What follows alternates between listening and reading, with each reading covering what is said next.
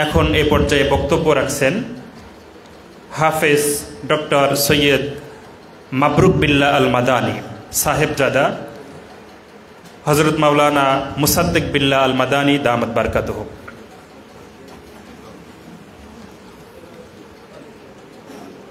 আসসালামু আলাইকুম ওয়া রাহমাতুল্লাহি ওয়া বারাকাতুহু।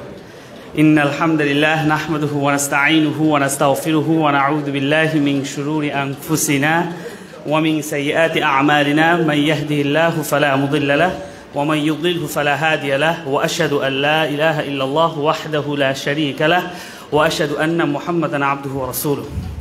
قال الله تعالى فإذا قضيت الصلاة فانتشروا في الأرض وابتغوا من فضل الله واذكروا الله كثيرا لعلكم تفلحون صدق الله العظيم। আলহামদুলিল্লাহ, আসলে আমি অনেক খুশি আলহামদুলিল্লাহ, আল্লাহর রহমত। কেন? কারণ জীবনে আমি কয়েকটা খুশি আমি আজকে বলতে পারবো না, কারণ আমার এখানে সব চাচ্চুরা আমার প্রিয় ওস্তাদরা এখানে বসে আছেন আমার সংবর্ধনা দেওয়ার জন্য। আমি মনে করি না যখন আমি পিএইচডি সার্টিফিকেট নিচ্ছি তখনও অত বেশি খুশি হইনি। এটা যে কী পাওয়া, এটা যে কী রহমত, এটা আপনারা বিশ্বাস করতে পারবেন না এখন আমার মধ্যে কেমন চলতেছে। এই জন্য তাদের কাছে আমি একটাই শুধু দোয়া ছাড়া আমার কোনো পাওনা নেই। আর আমি নিশ্চিত শিওর যে আমার জন্য, আমার 3 ভাইয়ের জন্য, আমার চাচাতো ভাইদের জন্য, সবার জন্য তারা দোয়া করবেন। আমি এখানে কিছু বলতে চাই আমার ছাত্র ভাইদের জন্য। জাস্ট আমি 2 মিনিট টাইম নেব। সেটা হচ্ছে এটা যে সবচেয়ে বড় একটা খারাপ কনসেপ্ট যেটা বলা হয় যে বাংলাদেশের মধ্যে, যেটা মানুষ মনে করে যে মাদ্রাসায় পড়াশোনা করলে কি হয় যে ওরা ওই একই লাইনে যাবে। আসলে আপনারা যে পড়াশোনাটা করতেছেন, যে প্ল্যাটফর্মে আছেন, এই প্ল্যাটফর্মে আপনি পৃথিবীর কোথাও পাবেন না। আমি এটা ডাইরেক্ট বলতাম, আপনারা যে চরমোনাইতে যেখানে যে প্ল্যাটফর্মটা পাচ্ছেন কোথায় পাবেন? যেখানে আলিয়া মাদ্রাসা, কওমি মাদ্রাসা, আবার ওইখানে মহিলা মাদ্রাসা, আবার তো সামনে ইনশাআল্লাহ ছাত্ররা চিন্তা করছেন যে মেডিকেল কলেজ, ইউনিভার্সিটি সব করা যায়। এখন ইউনিভার্সিটি এখানে চলে আসছে। এইখান থেকে যদি আপনারা যদি জ্ঞান অর্জন না করতে পারেন, আপনাদের মতন অভাগা আসলে পৃথিবীতে আর না, এটা আমি বলতে পারি।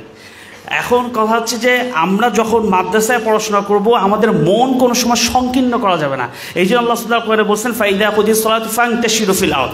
ফান্তাশিরু এইটা যেটা আপনি যদি মেইন যে নাউনটা যেটা ইন্তিশার থেকে আসছে, সাধারণত আপনি যদি কোরআন ট্রান্সলেশন দেখেন অথবা যদি তাফসীর দেখেন ওখানে বলবে যে ইন্তিশার মানে হচ্ছে বিস্তার করা, সামনে। কিন্তু আপনি যদি আরও ডেপথে যান, কোরআন যে মিরাক্কেল আপনারা কি পড়তেছেন সেটা হচ্ছে এটা যে ইনতিশারুনের অর্থ হচ্ছে অর্থনৈতিক টার্ম। যদি আপনি দেখেন ডেপথে যদি যান, অর্থনীতি এটা বলা হয় স্পিল ওভার। স্পিল ওভার মানে হচ্ছে এমন যে মনে করেন আপনি একটা জায়গায় যাচ্ছেন, ব্যবসা করতে যাচ্ছেন, পড়াশোনা করতে যাচ্ছেন অথবা কাজকর্মে যাচ্ছেন, আপনি জানেন না এখানে ভালো হবে না খারাপ হবে, আপনি জাস্ট একটা গেস করতেছেন, চেষ্টা করছেন যে এটা ভালো হতে পারে। লাইফের উত্থান পতনটা বলা হয় ইনতিশারুন, যদি আপনি যদি ডেপথ আরবিকে যান। আল্লাহ সুবহানাহু ওয়া তাআলা কোরআনে বলতেছেন ফান্তাশিরু ফিল আরদ, নামাজ কালাম শেষ করে তুমি বাইরে যে বিচরণ করো, এই যে আপনার এখন ওখান থেকে বেস্ট জিনিস খুঁজতে হবে।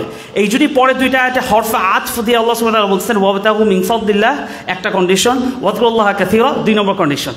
হচ্ছে এটা জিনিস, এটা ইবতিগাউ, এটা আসছে ইবতিগাউর অর্থে সিম্পল আমরা যেটা জানি যে কিছু খোঁজা, কিন্তু আল্লাহ সুবহানাহু ওয়া তাআলা পার্টিকুলারলি ওয়ার্ড ব্যবহার করছেন ইবতিগাউ, এর হচ্ছে এই যতগুলো রিসোর্স আপনার কাছে থাকবে এর মধ্যে বেস্টটা খোঁজা, আর আপনার বেস্টের মধ্যে আছেন।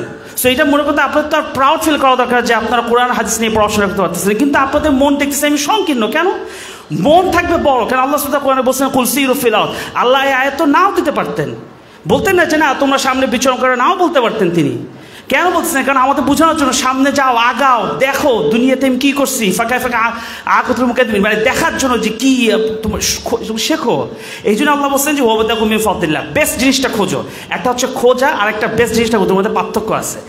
এইটা একটা কন্ডিশন। সেকেন্ড আবার হরফে আতফে আল্লাহ বলছেন ওয়াযকুরুল্লাহা কাসীরা, বেশি বেশি করে স্মরণ করা। এখন আমরা সাধারণ মানুষরা, সাধারণ ছাত্ররা আমরা মনে করি জিকির করা মানে হচ্ছে এখানে জিকির করা না। আপনি যখন ব্যবসা করবেন, আপনি যখন পড়াশোনা করবেন, আপনি যখন কাজকর্মে যাবেন, আপনি যদি আল্লাহকে স্মরণ করে যদি কাজ করেন ওটার মধ্যে বরকত হবে। এই জন্যই 2টা যখন সামঞ্জস্য করবেন লাআল্লাকুম তুফলিহুন, তখন তো আপনি সফল কাম হবেন। এটা আল্লাহ প্রমিস, এটা আমার প্রমিস না। আল্লাহ সুবহানাহু ওয়া তাআলা ওয়াবাশশিরিল মুমিনিনা আমালুস সালিহাত আন্না লাহুম আজরান হাসানা, আর যে বলছে আল্লাহুম্মা আজরান কাবীরা, তিনি বলতেছেন পুরস্কার দিবেন। সো আপনি যখন ইখলাসের সাথে এই 2টা কন্ডিশন একসাথে করতে পারবেন তখন আপনার সফল কাম হবেন। কিন্তু আমি তো আমাদের ছাত্রদের মধ্যে এটা দেখতেছি না। সবাই আমার মাস্টার ছাত্র মনে করে যে কি যে না আমরা ওইগুলো মনে আমাদের দ্বারা হবে না। কেন? কে বসতে হবে না? আপনাদের এখানে যে ফ্যাসিলিটিস, আপনারা যে আরবি পড়তেছেন, কোরআন পড়তেছেন, আপনি জানেন গোল্ড, গোল্ড আছে না ইংলিশে, আমরা গোল্ড কেন আসছে, এটা ডাচ শব্দ থেকে আসছে, এটা কিন্তু ইংলিশ শব্দ না, ডাচ শব্দ। গোল্ড, এটা কেন গোল্ড বলা হয় জানেন? কারণ ওটা হলুদ হলুদ কালার না, এই জন্য গোল্ড বলা হয়। এখন আপনি যদি এটা অ্যারাবিকে যদি আপনি দেখেন, অ্যারাবিকে কি বলে? দাহাব, তাই না? এখন এই ধাপটা কোথা থেকে আসছে? ওয়ার্ডটা দাহাবা থেকে। দাহাবা অর্থ কি? আপনারা আমার থেকে ভালো করে জানেন, চলে যাওয়া, বের হয়ে যাওয়া, তাই না? মানে অ্যারাবরা জানতো যে গোল্ড কোনো সময় আপনার কাছে থাকবে না, এটা চলে যাবে, এই জন্য তারা ধাপ ব্যবহার করছেন। কিন্তু আমরা তো ইংলিশে এটা বুঝি না। আপনারা বুঝতেছেন কি নিয়ে পড়াশোনা করতেছেন আপনারা, কারণ আপনাদের মাথায় এটা নাই। তারপর হচ্ছে আপনার সিলভার, সিলভার আরবি কি? ফিদ্দা। কনসেপ্ট আছে না যে ইনফাদ্দু, ফিদ্দা অর্থটা কি? ফিদ্দা অর্থ হচ্ছে এমন যে স্প্লিট করা, মানে ভাগ করা, যে আপনার কাছে সম্পদ থাকলে আপনার কাছে থাকবে না, আপনার বাচ্চারা দিতে হবে, আপনার ওয়াইফে দিতে হবে, আপনার বাপ মারা দিতে হবে, সম্পদ চলে যাবে। এই জন্য আরবরা ওই ফিদ্দা ওনারা ব্যবহার করছেন ফিদ্দা, কিন্তু আপনার ইংলিশে হচ্ছে সিলভার। তারপর আপনি চিন্তা করেন যে মালুন, অ্যাসেট।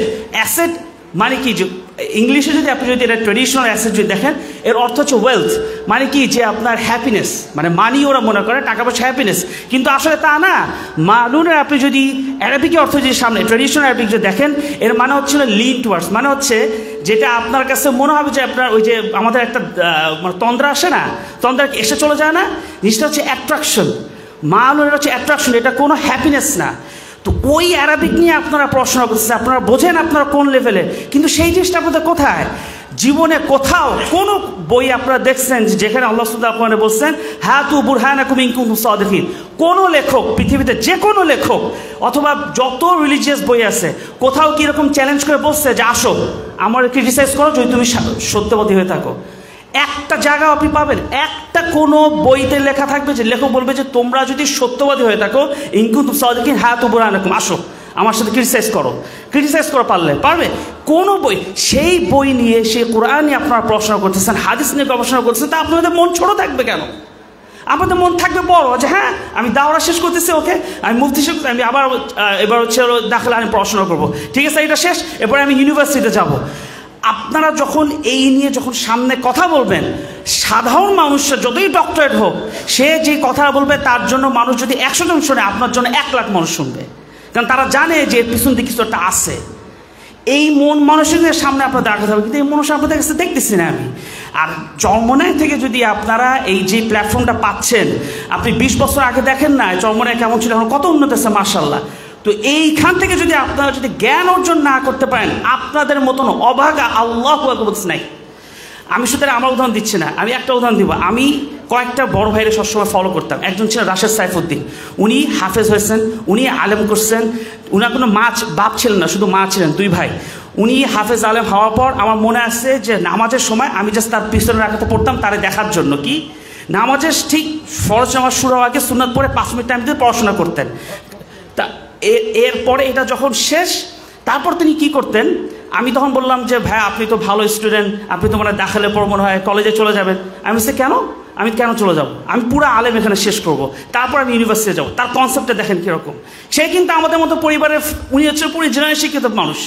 তারপর তিনি হচ্ছে আলেম শেষ করলেন, কোথায় চান্স পাইছে জানেন? তখনকার সময় 2007 সালে, এখন না, এখন তো ইজি চান্স পাওয়া। 2007 সালে তিনি ঢাকা ইউনিভার্সিটিতে ম্যাথমেটিক্সে চান্স পাইছেন, অনার্সে, ফুল স্কলারশিপ। ঢাকা ইউনিভার্সিটি এমনি তো আপনার স্কলারশিপ।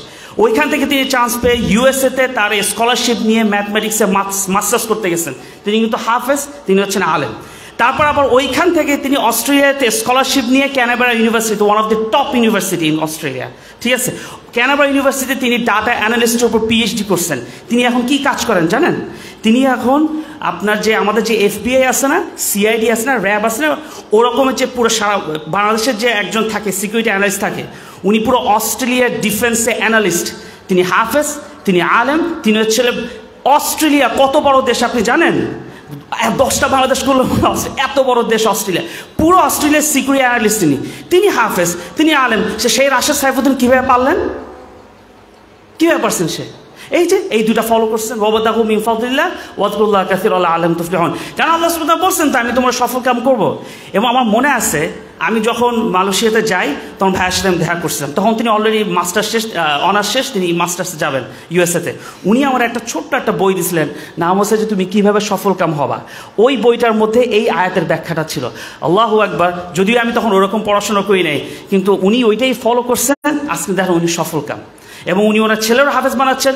অস্ট্রেলিয়াতে যদি ওই সব দেশে থেকে আপনি যদি এই লেবাস, এই দাড়ি রেখে যদি আপনি থাকতে পারেন, ওইখানে তারা যদি থাকতে পারে, ওইখানে তার ছেলেও যদি হাফেজ বানাতে পারে, এবং সে যদি ওখানে সিকিউরিটি অ্যানালিস্ট হতে পারে, অ্যানালিস্ট কিন্তু অনেক অনেক অনেক হাই লেভেলের সফটওয়্যার ইঞ্জিনিয়ার, সে যদি এরকম হতে পারে, তা আমরা চমনের মাদ্রাসা থেকে এরকম প্ল্যাটফর্ম পেয়ে কেন আমরা পারবো না?